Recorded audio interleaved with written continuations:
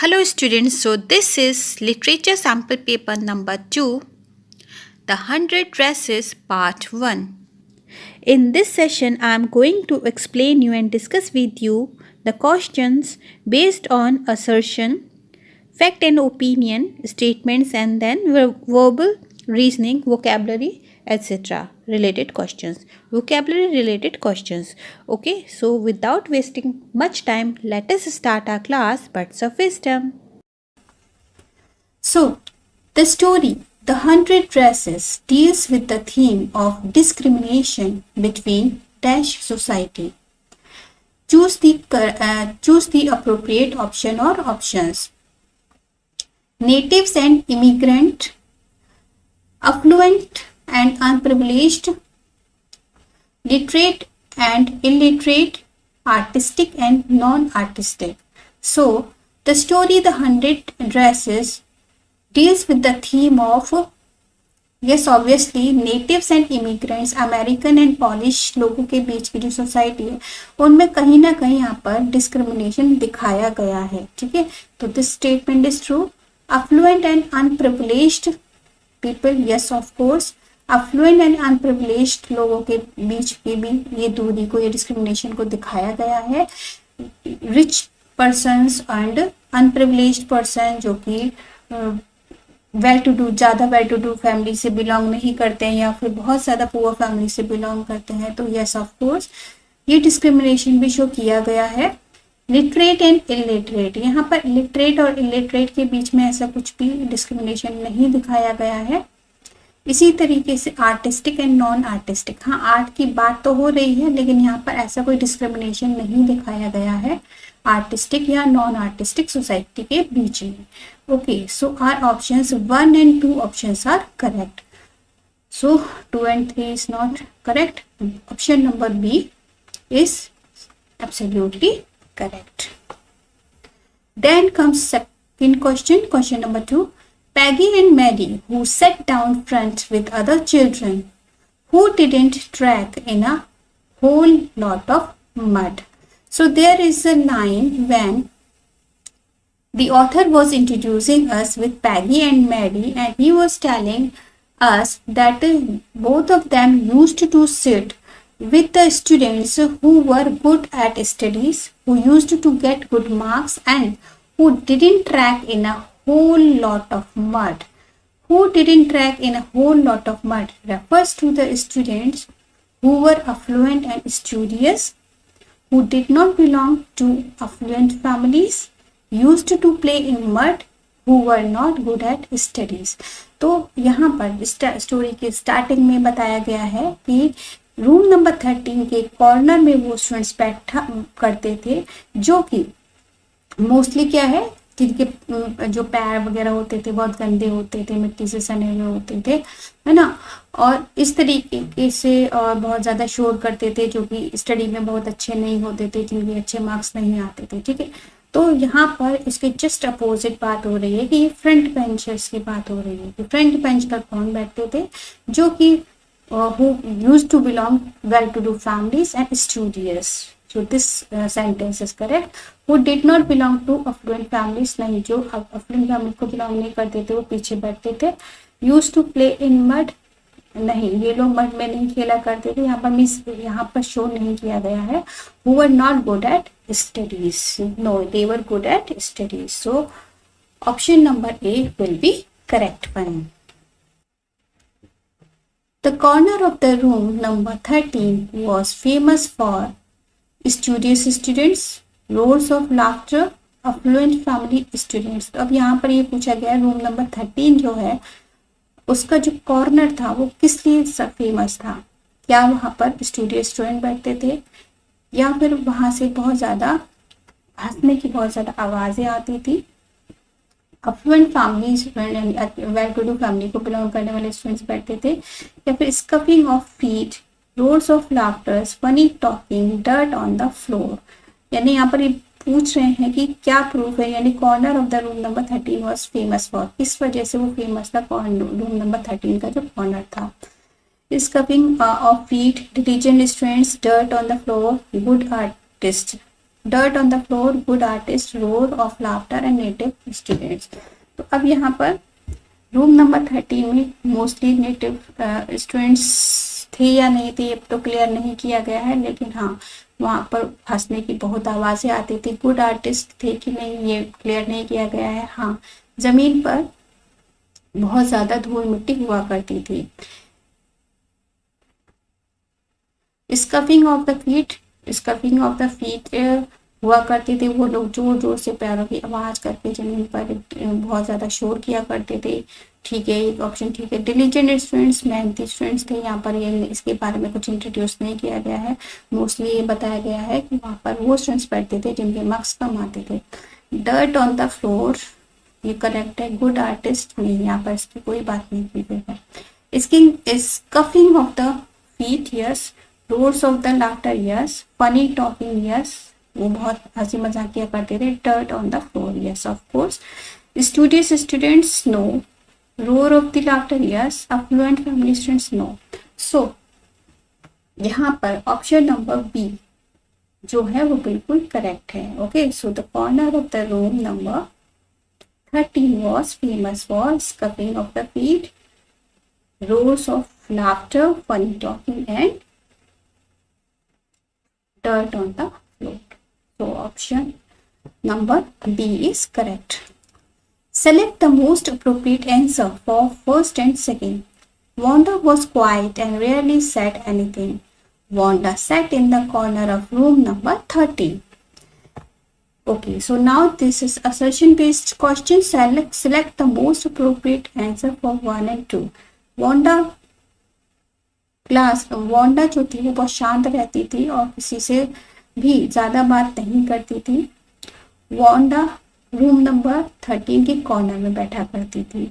So first is true and second is false. No, both the statements are true. वो शांत भी रहती थी एंड रूम नंबर 13 के कॉर्नर में भी बैठती थी। Second furthers the meaning of the one.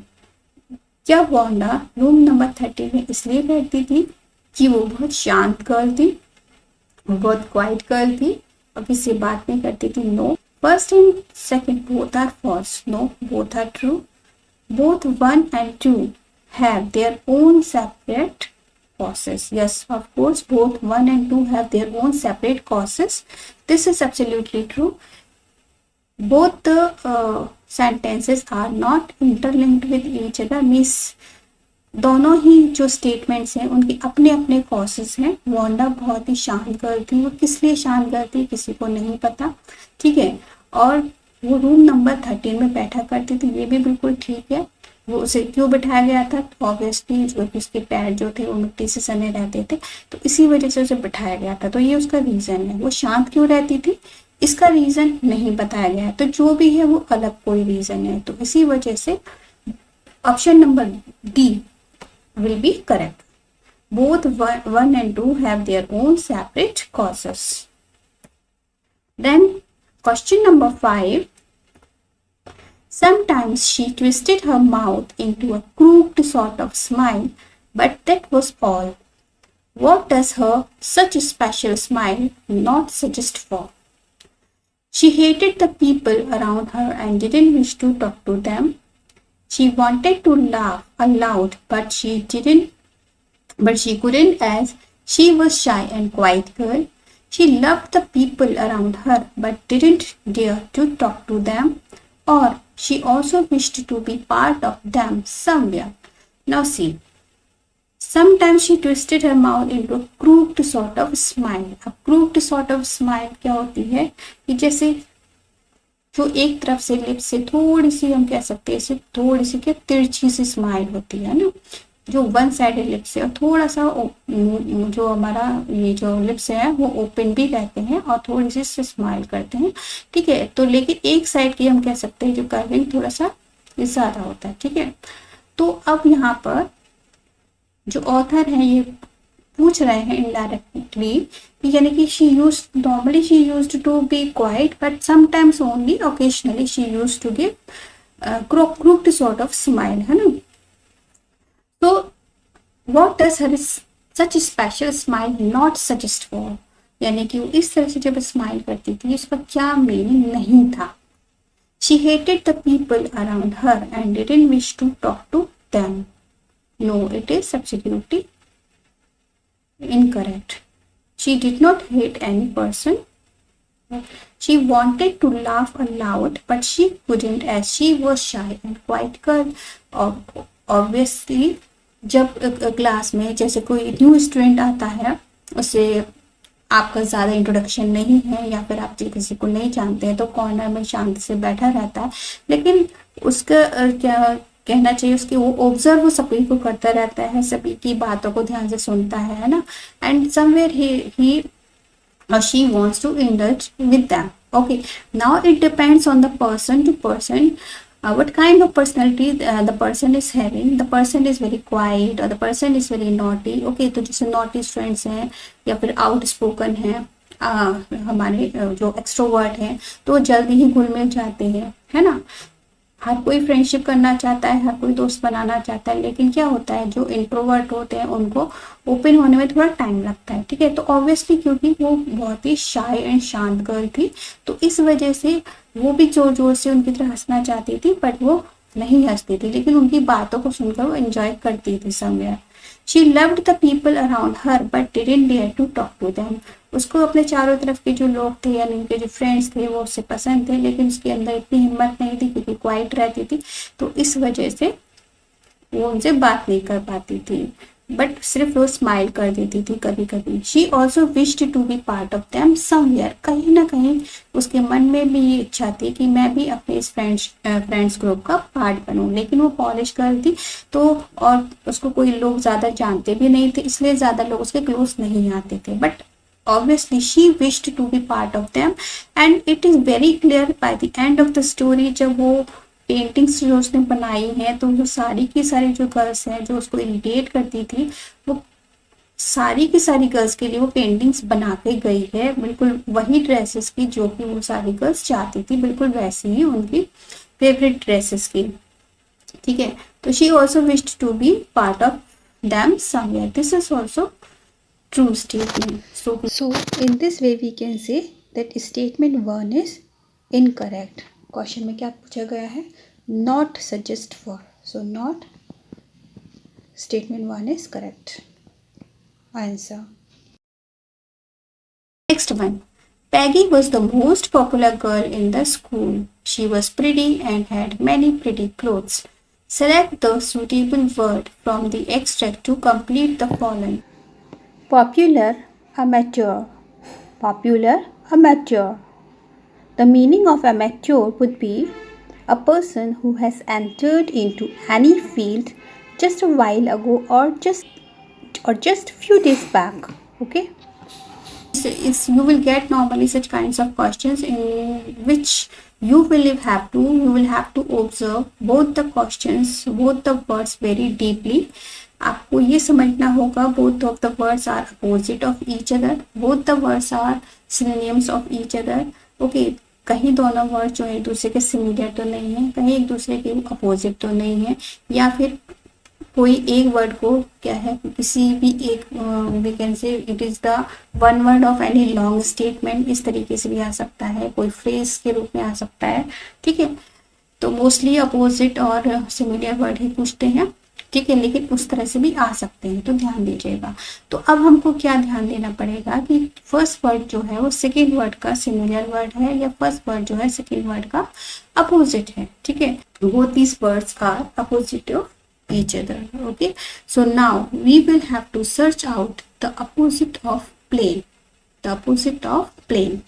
Okay, so the opposite of plain will be from the extract यहाँ पर बोला गया है pretty, humble of humble is synonym of plain, pretty trustworthy नहीं है, popular भी नहीं है, pretty ही होगा, यानी pretty very beautiful, just opposite of it would be plain, जो कि बहुत ही सिंपल रहता है, सादा हम्बल रहता है, उसके लिए हम यूज करते हैं प्लेन, ठीक है।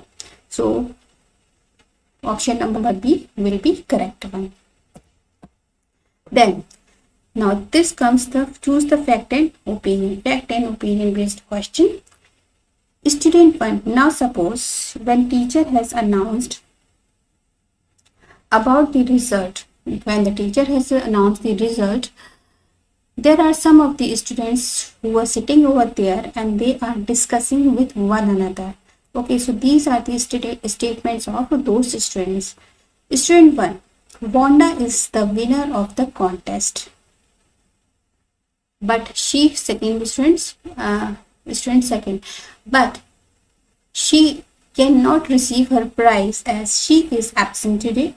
Student 3. I think she is absent from some days as we used to tease her.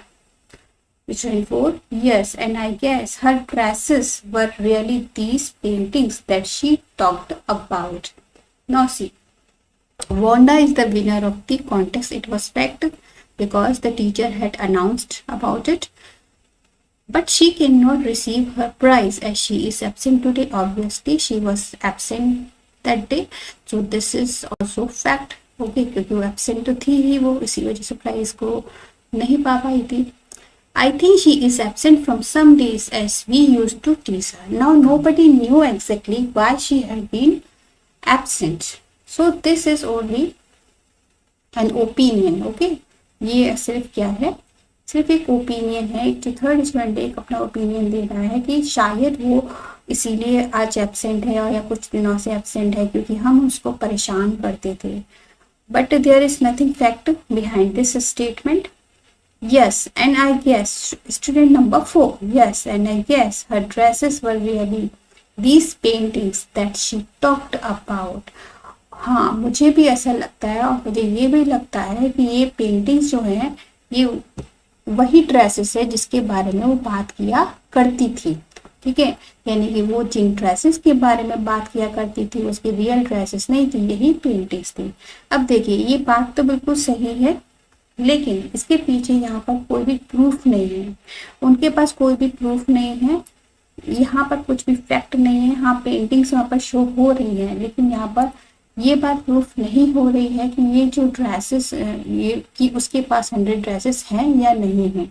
ठीक है, ये सिर्फ वो क्या अनुमान लगा रहे हैं कि शायद ये वो ड्रेसेस ये वही ड्रेसेस हैं, यानी कि वही पेंटिंग है, यानी कि ये गैस किया जा रहा है. तो simply the fourth student is again giving an opinion. Okay, so we can say statement number 1 and 2 are fact, 3 and 4 are opinion. 1 and 2 fact, 3 and 4 opinion. Okay.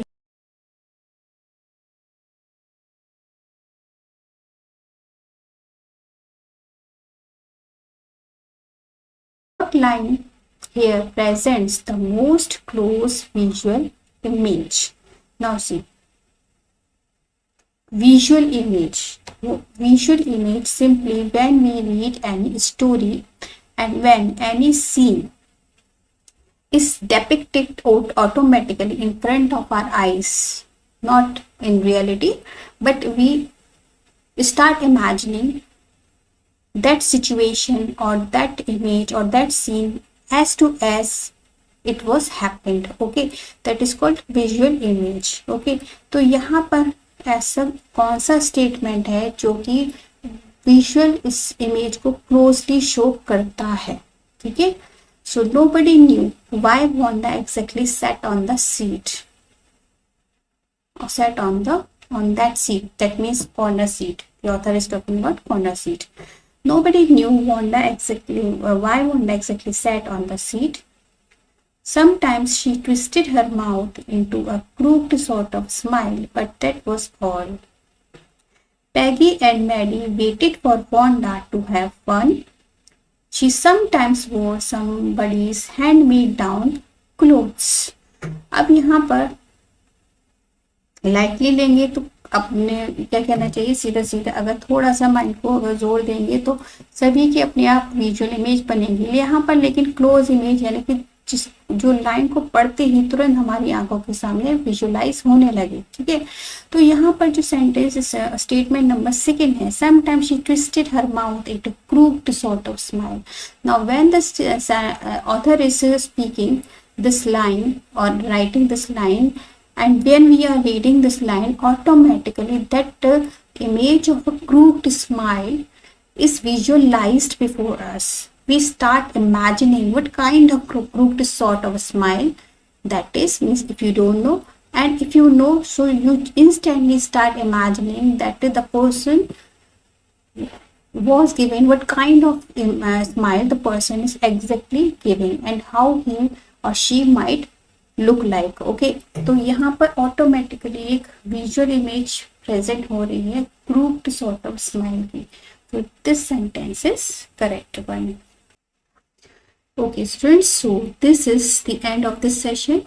Meet you soon with the another session in which I will bring for you either grammar or literature sample paper.